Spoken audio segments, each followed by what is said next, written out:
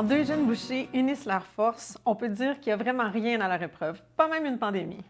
Je vous présente aujourd'hui Marc-Olivier Chouinard et Alexandre Julien, propriétaires de l'entreprise Service de viande Bédard, qui a pignon sur rue, chez moi, à l'Ange-Gardien. Je commence avec toi, Alexandre. Peux-tu nous parler un peu de ton parcours entrepreneurial? C'est tendance à être boucher? Oui, quand même. Puis nous, dans le fond, c'est un projet que moi et Marc-Olivier, on parlait là, depuis, ça faisait quasiment 14 ans qu'on travaillait ensemble. On avait toujours eu comme but d'avoir un défi un jour d'être entrepreneur, d'être à notre compte. Puis une opportunité s'est présentée. C'était pas tout à fait ce qu'on pensait parce qu'on était des gens plus habitués dans le commerce de détail. Le service de viande Bédard, là, à l'origine, là, c'était plus un grossiste et un fournisseur dans la restauration. C'était plus un grossiste, justement, dans l'institutionnel aussi. Fait qu'on s'est lancé là-dedans, puis on a eu beaucoup à apprendre, mais on est bien satisfait là, de où ça nous a amené. Alexandre, on a vécu des temps un petit peu plus précaires, on peut dire ça, un petit peu plus intenses. Est-ce que vous avez senti que la communauté où vous êtes implanté est restée près de vous à ce moment-là? Oui, absolument, plus que jamais, parce que dans le fond, lorsqu'on a vraiment été déclaré en temps de pandémie, c'était surtout incertain. On ne savait vraiment pas vers où on s'enlignait, comment ça allait se passer. Alors, nous, dans le fond, là, le gros pourcentage de notre clientèle, c'était la restauration. Alors, du jour au lendemain, ils sont fermés. Là, on se demande vraiment comment on va faire pour s'en sortir, quand on va s'en sortir, quand ça va reprendre, parce que c'était vraiment, là, on s'enlignait là, dans le néant. Alors, ça a été très rapide, là, tout ce qui est local, je vous dirais, là, l'engouement pour nous encourager, là, ça a été immédiat lorsqu'on est tombé en temps de pandémie. Au début, les gens, il y avait plusieurs types d'achats, mais il y avait des achats aussi, les gens pensaient manquer de viande et ils se disaient, oui, absolument. On parlait de pénurie, tu sais, oui, tout a été dit en réalité, absolument. Oui. Alors, les gens voulaient de moins en moins sortir de la maison aussi là, pour faire leur achat. Fait que nous, on avait mis en place aussi un système de livraison. Fait que oui, le local, là, ça n'a vraiment pas tardé. Là, 2 jours après là, qu'on est tombé en temps de pandémie, qu'on se disait, mais qu'est-ce qu'on va faire? On était vraiment occupés là, à servir les gens locaux, là, puis on était très contents de ça. Donc,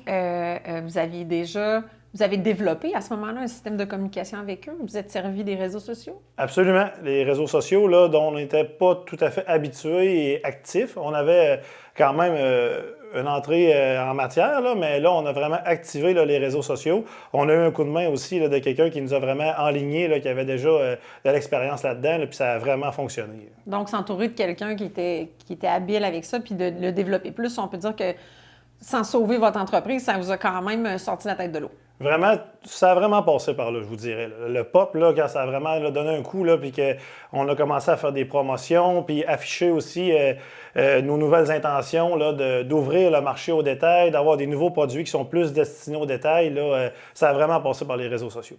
Puis si on vous parle un petit peu, là, je dis vous parce que vous êtes une entreprise, vous êtes associé, là, on va parler avec Marc-Olivier un petit peu plus tard.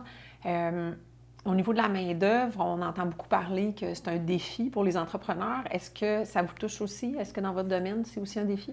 Absolument. On a été chanceux quand même, par exemple, parce qu'on a réussi à garder justement, on avait peur aussi, là, c'est bien beau de dire, est-ce qu'on va continuer de faire des ventes, mais est-ce qu'on va être capable de garder nos employés qui sont des employés qui travaillent pour l'entreprise depuis longtemps, des employés qui sont habitués, qu'on ne voulait pas perdre, absolument, c'est en plein ça, de la main-d'œuvre rare.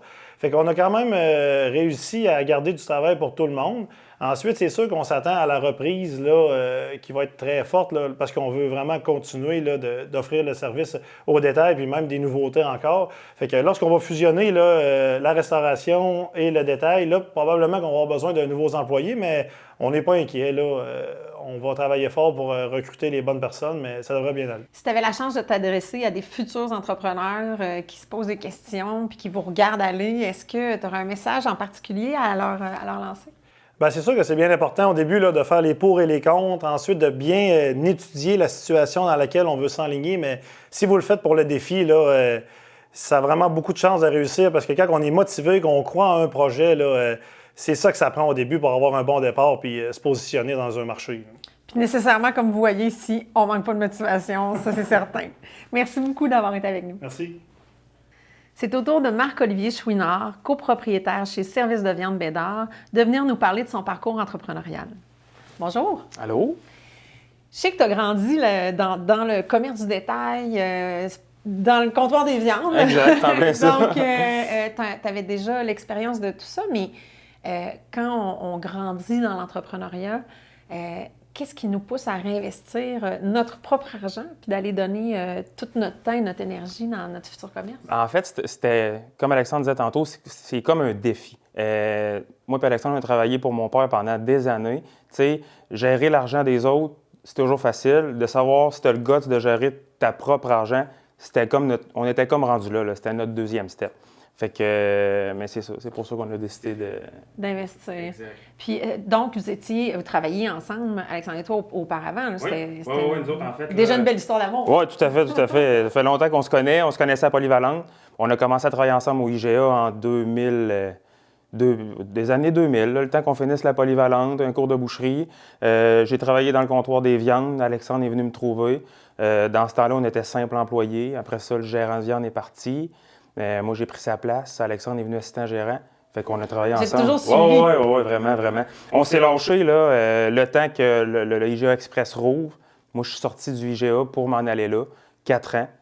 Puis après ça, on s'est retrouvés chez Service Trop ennuyés, on s'est dit, on se relance c'est ça, exact, c'est en plein ça. Fait que c'était naturel. Oui, tout à fait. Donc, si on parle d'une grande histoire d'amour entre les deux associés, est-ce qu'à ce moment-là, tu pourrais nous parler un petit peu de l'importance de bien s'entourer en affaires? Oui, pas de problème. En fait, là, le but de tout ça, là, nous autres, on a décidé de partir d'eux parce que moi et Alexandre, on a vraiment chacun notre côté de la business à gérer. Fait que, tu sais, un qui s'occupe plus des clients, l'autre plus de la paperasse. On a quand même un bon cercle d'amis tout autour de nous autres qui, tu sais, quand des fois on se pose des questions, qu'on n'est pas capable de se répondre à deux, bien, on n'a pas besoin, on fait un téléphone, qu'est-ce que tu penses de ça, où est-ce qu'on s'en va? Fait que oui, effectivement, là, quand tu pars en affaires, il faut que tu sois prêt à être bien entouré puis avoir.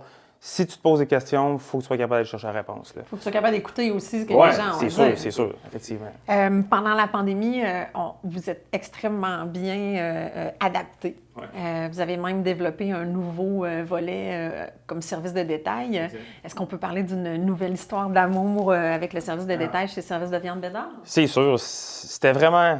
On faisait un petit peu de détails avant que la pandémie arrive, mais vraiment pas beaucoup. Nous autres, on arrêtait des fois en passant, chercher des steaks, on payait en argent. C'était pas évident, là.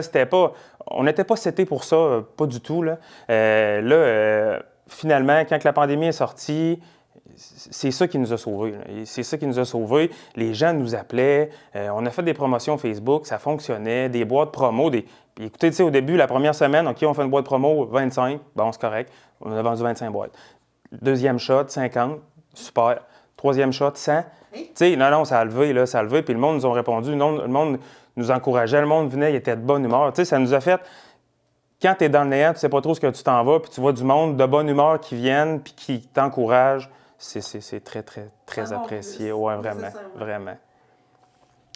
Si on se projette, là, je sais qu'on est dans des temps incertains, puis des fois, on est un peu au jour le jour, mais on va essayer de faire l'exercice quand même. Est-ce que tu pourrais essayer de te projeter dans 5 ans, puis me dire comment tu vois la structure de ton entreprise? Écoute, c'est difficile à dire. Là. On avait quand même un bon plan de match de fait là, dans les 4 dernières années. Ensuite de ça, la pandémie est arrivée. On était, tu sais, dans notre vie, là, on s'était dit je pense qu'on était prêt à faire face à tout sauf une pandémie. On n'avait comme pas vu ça arriver, personne sûrement. Là. Mais en fait, là, notre focus, c'est vraiment d'être capable de s'acclimater pour continuer à faire nos restaurants, mais de vraiment forcer sur le détail. Pour être capable que le monde vienne... Tu sais, on n'a pas de comptoir service, on n'a rien, là, mais il faut vraiment être capable de... Puis, tu sais, tu fais 100 filets mignons pour un restaurant, puis du jour au lendemain, là, tu fais 2 poitrines de poulet, 2 demi-livres de croton. Ça a vraiment été... il a fallu... C'est un virage. Oui, tout à fait, tout à fait. Mais c'est sûr que le détail nous a tenus en vie. Il n'y a aucun doute qu'on va continuer à forcer dans le détail, c'est sûr, sur ça. Puis on est tous pas mal bien heureux de l'entendre, j'en suis certaine. Puis si tu avais un message à donner à des entrepreneurs ou des futurs entrepreneurs, si tu avais un message à leur livrer, quel serait-il? Bien, en fait, le message à livrer, c'est pas compliqué. C'est si vous voulez vous partir en business, c'est un super beau défi, c'est plaisant. Il faut être prêt à mettre les bouchées d'eau quand c'est le temps, mais il faut être bien entouré. Il faut être bien entouré, il faut aller chercher ce que vous n'êtes pas capable de contrôler, là, aller le chercher à gauche ou à droite, mais c'est vraiment important d'être bien entouré. C'est le message que j'ai à... Merci d'avoir été avec nous. Ça fait plaisir, merci.